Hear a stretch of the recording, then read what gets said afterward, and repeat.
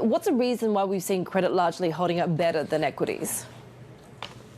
You had a couple reasons for credit outperformance last week. A lot of it had to do with that big leg higher in Treasury yields. U.S. corporate bond yields for high-grade bonds hit the highest level last week since 2009. So that brought in some buyers who were interested in higher yields.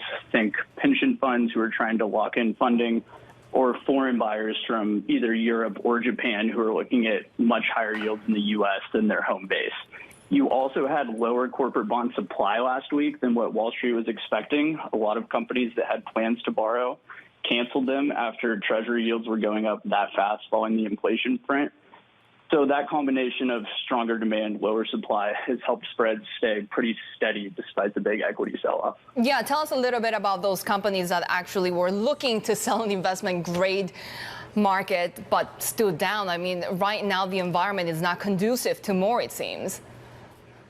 It's not. September is usually one of the busiest months of the year for borrowing, and a lot of companies kind of have borrowing plans slotted in for these first 2 weeks of September, especially before third quarter earnings blackouts start. So I think Wall Street was calling for $40 billion of new investment-grade bond sales last week. They only got $17 billion. The inflation print on Tuesday and the Treasury yield move after that just really threw everything off. You had a lot of companies that were considering borrowing that were suddenly looking at much higher costs and have opted to now hold off.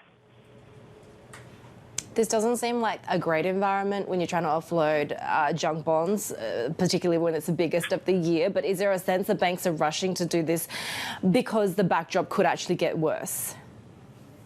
There is. So the deals you do see in the market right now, several of them are buyout financings in the junk bond market. These are deals that the banks know they have to get done. The funding needs are already there. And some of those, I think, have been accelerated and pushed forward into the first 2 days of this week. I think there's definitely a fear out there that if there is a Fed surprise on Wednesday, say 100 basis points, this market that's already hard to borrow in could get much more difficult, and banks could be stuck holding this debt. They're already offering very high yields on some of these deals they're trying to push through right now, up in the double-digit yield range.